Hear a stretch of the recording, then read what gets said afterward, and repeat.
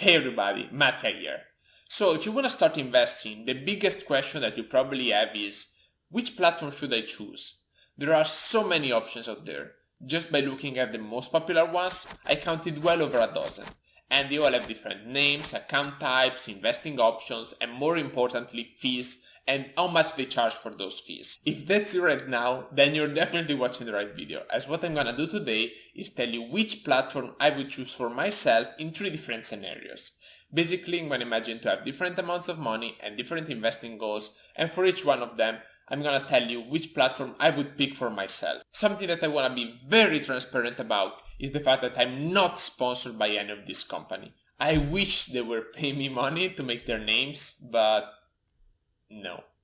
And secondly, make sure to always do your own research and think with your own head before you make any decision with your money. None of what I'm saying constitutes financial advice, and the best option for you will depend on your exact circumstances. The only thing that I would recommend for everybody is to make sure that first of all the platform that you choose is FCA approved. FCA is the Financial Conduct Authority, and they basically make sure that the platform is safe and honest. And the second thing is that it is FSCS protected, which basically means that if any of the banks or building societies holding your money fails, goes bankrupt, your money will be protected up to a limit of £85,000 for individuals. So with that out of the way, here's the first scenario. Let's say that you're an active investor looking to smash the like button. Sorry, that was too good of an opportunity to miss. But for real, this video took hours to research. I went on all the major investing platform websites, looked at all the account options, all the fees, read all the fine prints, you know those sentences that are like in a very little font at the end of the page? Yep, I read all of them, because I don't have a life and I didn't have anything better to do with my Sunday. So I'll give you a couple seconds to like the video and subscribe to the channel, and done? Great. Once again, the first scenario. Well, it's basically just me. I'm mainly looking to buy stocks and I want to be very active with my investment, meaning that I'm looking to buy and sell shares multiple times during the month. Maybe I'm just gonna buy £10 worth of a company today and sell it in 2 weeks. So it's absolutely mandatory to find a platform that offers free trades and the lowest fees possible. And the pick is Trading212. The main advantage of Trading212 is that there are no fees at all. You don't pay anything to open an account, to close it, you don't pay anything on trades, you don't even pay anything on currency exchange. So if you want to buy an Amazon stock which is in dollars, you don't pay any fee on the pound to dollar conversion. It's also extremely easy and quick to get started. I was able to create an account and be ready to start investing in a matter of minutes. And it's also perfect if you want to start investing with small amounts. The minimum deposit is only £1, and they offer fractional shares as well, meaning that if you want to invest in Amazon but you don't have $3,000 for a whole share, you can just buy, for example, 1% of an Amazon share for $30. On the flip side, they don't really offer too much information. You can find the basics like the price graph, the income statement, balance sheet, all the basic ratios, but nothing more than that.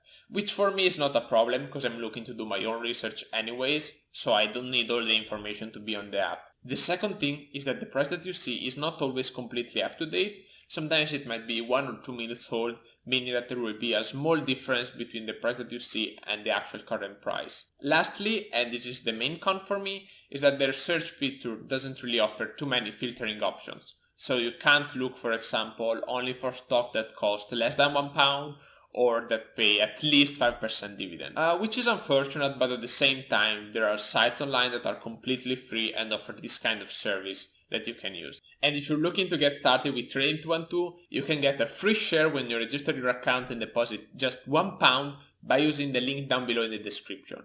For full disclosure, that's my affiliate link, which means that I will also get a free share. But that's not the reason why I recommended the platform.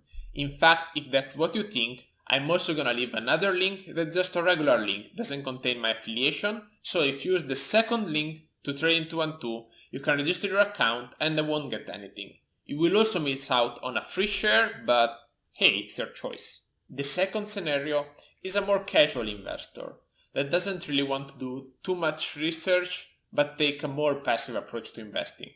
And maybe he has like few £100 in his bank account that wants to invest, but no crazy amount of money. In this case, what I would pick is Vanguard. Vanguard has no flat fees, all their charges are percentage based, and they're very low anyways. If you're looking to invest £1,000 in a year, what you're gonna pay is between £6 and £10 of fees a year, more or less, depending on the exact fund that you choose. They offer free automatic dividend reinvesting, which is great if you want to take a passive approach to investing. And they have very clear and basic educational content for beginners on the website. So you can just go there, read a little bit, understand the basic of your investment, choose one and stick with it. On the flip side, if you want to invest with Vanguard, you only have access to a limited amount of funds that you can choose from.